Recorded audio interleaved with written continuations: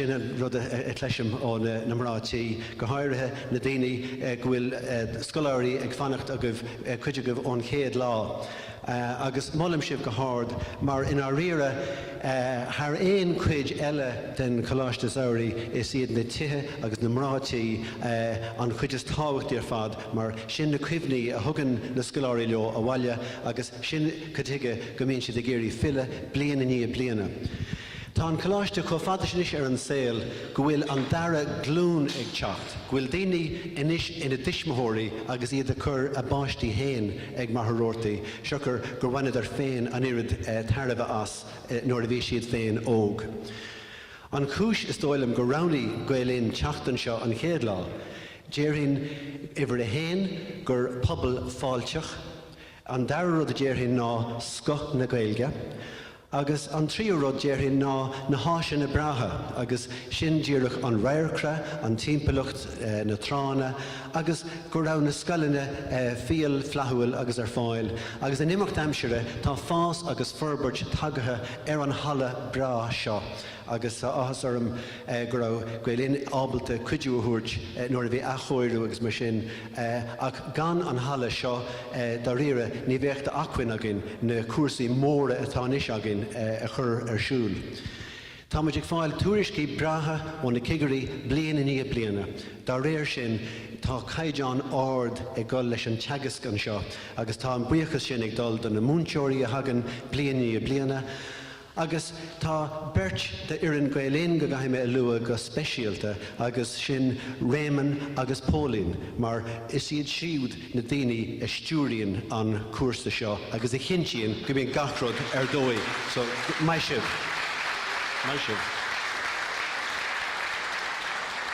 Agus an ihe tá an agus muidig arc siar tá luchar orm go bhfuil Ferdy McAnally an seo a thug blianta fada seirbhí se doin I Mhachaire Rabhartaigh. Fáilte Ferdy.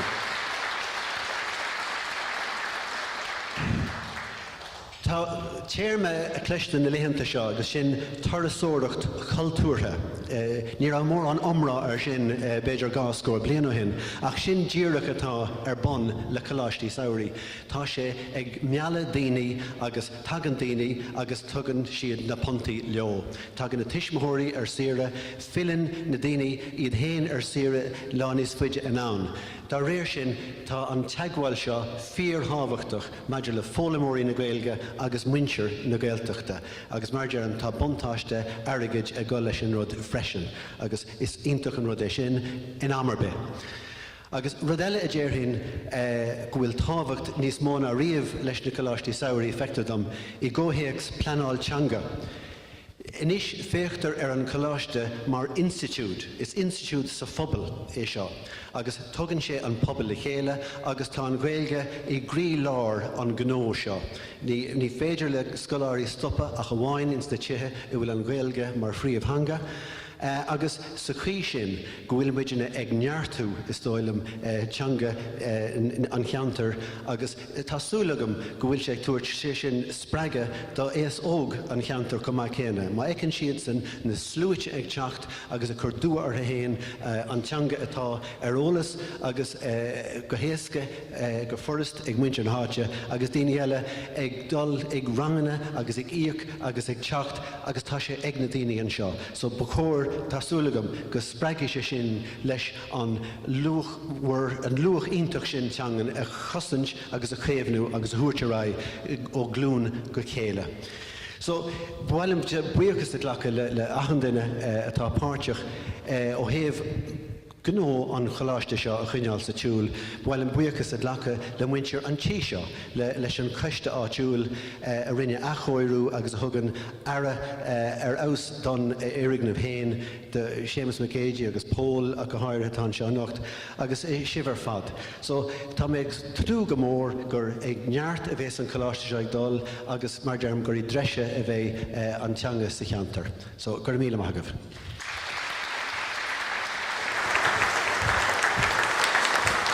Agus dúirt Anton Ó Chiallainn gur mhaith leis a bheith nó gur deas leis a bheith amuigh fríd an phobal ná dúirt?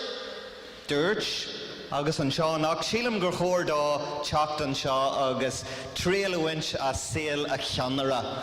mar sin na daoine a rachlan Choláiste duit ag art. So an dúirthaimid gansaí dá mar cheanara.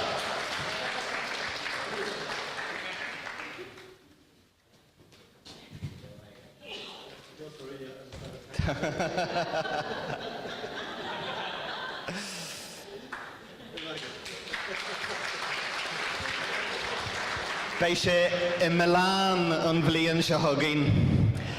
Inis agus hiking leat a Antoine nuair a dúirt tú go raibh sé jazz Ferdy McAnally a eiceal an seo, dólam muid lig go leor ó airdaí, síos fríd na bliantaí agus tá sé an jazz na sean cairde agus na cairde ratha a eiceal an seo agus ar nóíon na mrátaí. A cairde tá sílam gantanas sa bhain I Mhachaire Rabhartaigh agus sin muir snáha, muir na farraige, muir trá, duine cosúil le David Hasselhoff. Agus sílam go bhfuilis agam an duine mar tháinig mé ag Janu the Ice Bucket Challenge ar Facebook. Ar bhfuil had seachtain seo agus a bheith I do muir snáha. Tuairthaimid gansaí dá agus beidir go dtiocfaí sé. An tara Joe McHugh.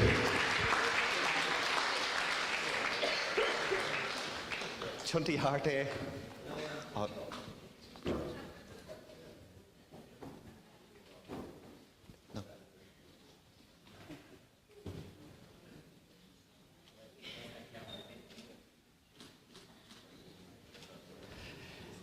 Agus cuireann sé ahas ar mo chraí an tara Joe McHugh fear atá fear atá inné turas angasta thar ahar anada a dheanú tíbhastí de am an gurage. So maithú héan, bula mór bost an ara Joe McHugh.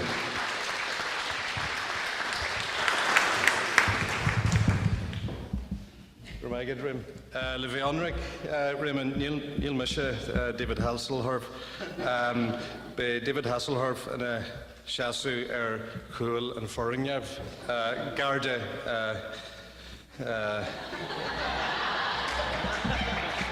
Garda.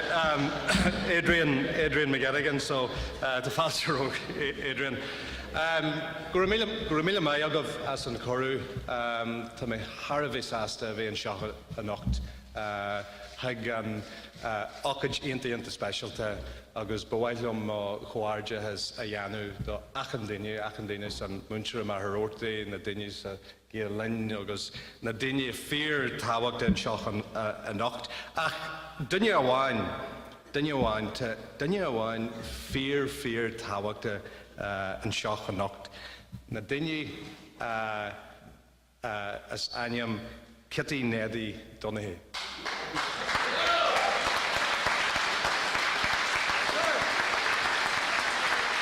Shasigi, Kitty, Shasigi sus, Shasi sus, Shasus. Well done.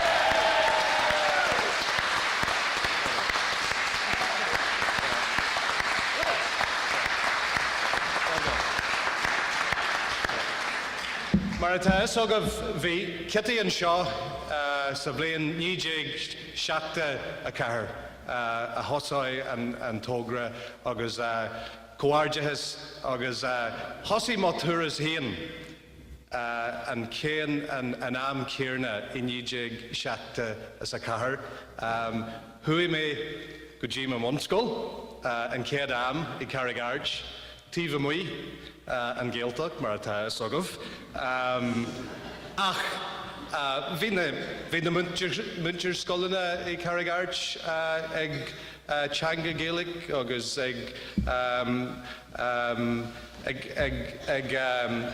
ménú an Gaelige is dói ach an rud is tábhachta faoin an teanga Gaelige ag éisteacht agus ag Lord Gaelic ach an lá sa teach sa ceantratha agus tá deis mór ormsa. Deis mór ormsa, mar tamí a machónaí beldorris na Gaeltach na Dúnamh, agus aniu.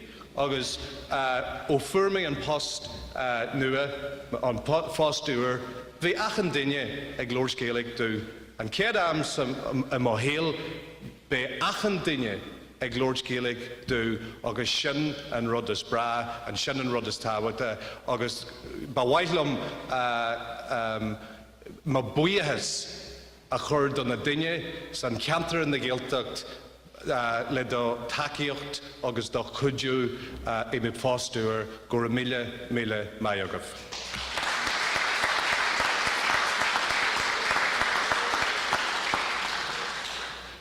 Nuair a thosaí má turas I lear an tairú in Lean Colm Cille, fuair mé riomhphoist ó fear ó Astral. Fear is aim John Wilson, níl aithne agam an fear do mé aithne agah John Wilson.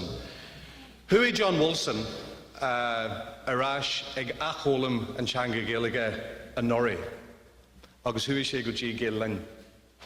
Agus be John Wilson sus an ceithre scór bliain a dis. Ceithre scór bliain a dis, be sé sus an ceithre scór bliain a dis.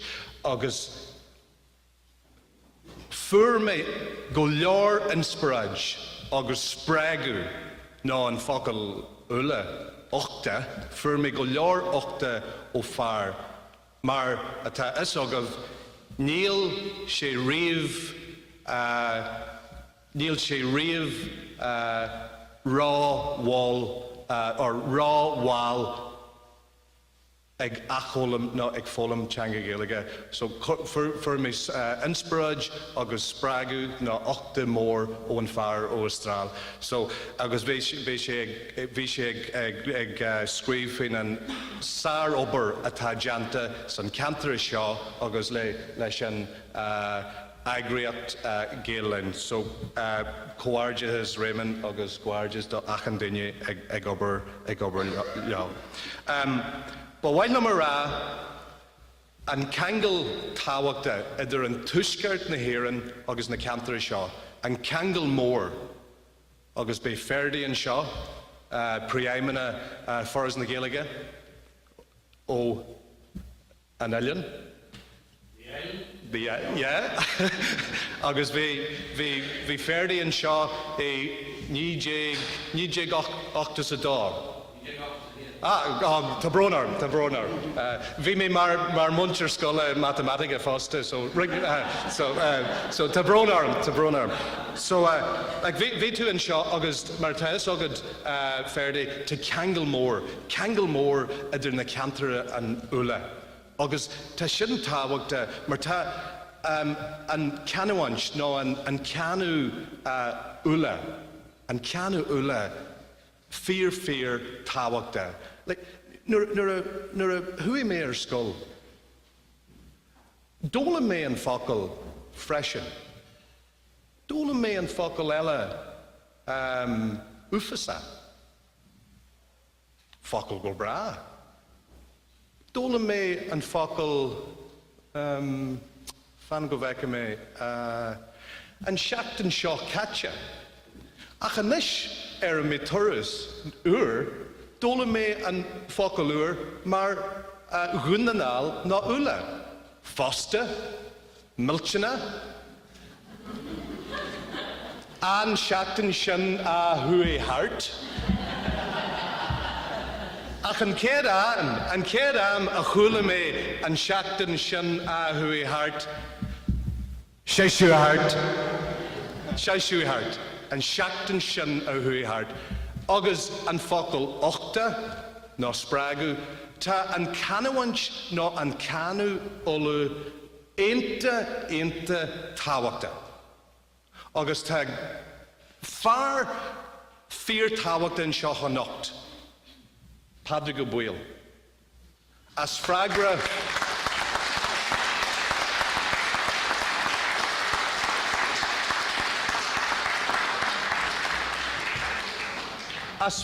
an irish an tolta padraig. Agus an talú, agus fríd an irish tolta, agus na dinis stan cantra seo, agus an cangel idir an tuiscard, hí go leor dini ag cothú agus ag cosind and canú ula. Agus tá sin fíor tábhachta agus ba bhaithlum má comhairdeas agus má buíochas a thuirt daobh agus go háirithe Padraig má buíochas a thuirt leat do codú agus do cothú agus do dainniú antseanga alta. So guramíle mai agus.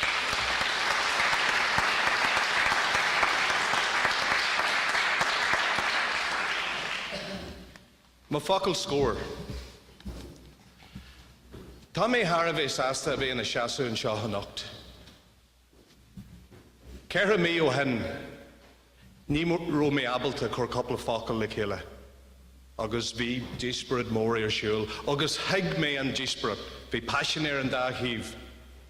Bhí passion agus theig mé an díosparad.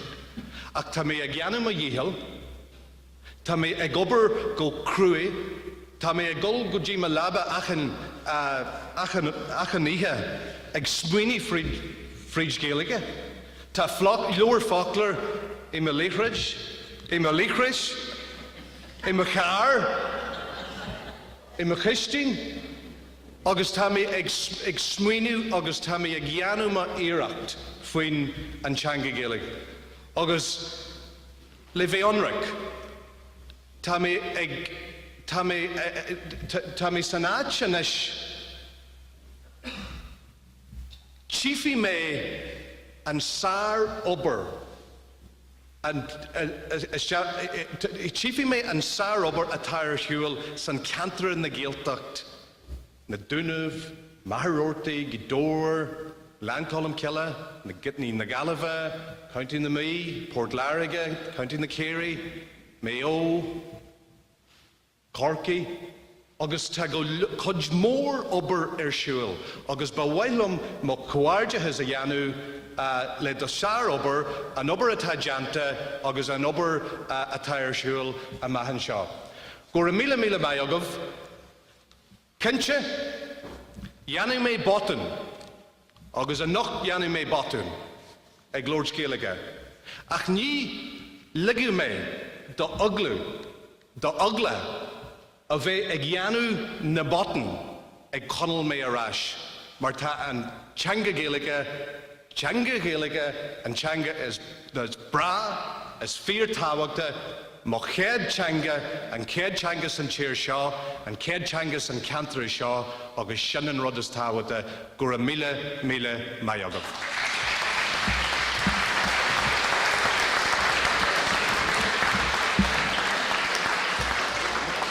Agus luí tú an passion ar an dáthíú, ach is léar go bhfuil passion I do chrí inis do darteanga náisiúnta. Ba bhailm comhairdeas a dhéanú le Bliain agus le Páilín ar bhreith an Linn uair méamh inis agus comhairdeas.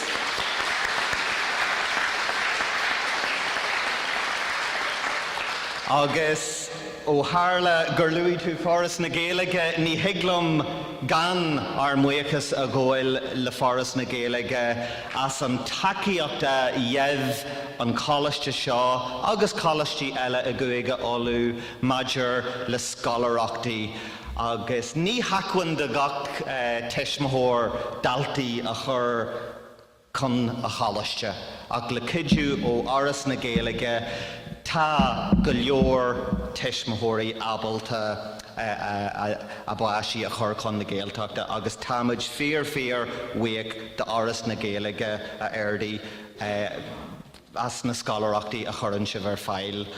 Agus, so gur a céad maigah do na scoláireachtaí.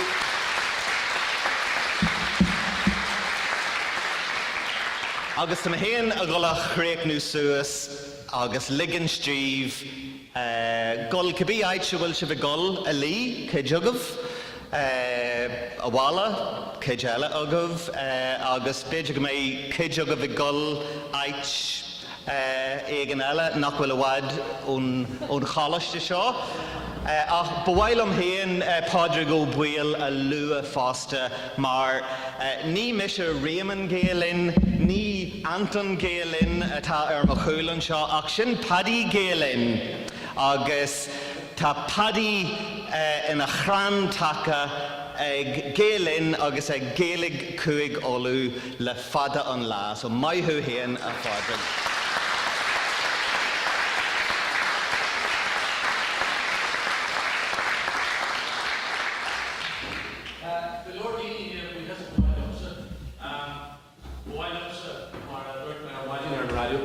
Bhhail amsa buíosa bhhail le Mhachaire Rabhartaigh, Mhachaire bliain Mhachaire na Hardaigh, Mhachaire Gael agus dúirt mar maidine agus dúirt Father Shannon in an affan.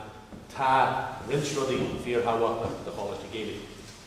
Agus tá anrud is táhachtach ó hiú in Choláiste Gaeilge in áit stíos an hála seo an áir. Agus sin rang a dtí. Agus chaim a saoradh is tí an seo. Chaim a saoradh is tí in do pléisiúna an seo. Ní a gcónaí a déantí muid. Agus minic go leor dúirt má. Stáil tú bhhaid agus mar tú eile agus sin mar a háirse agus sin mar a thuaidh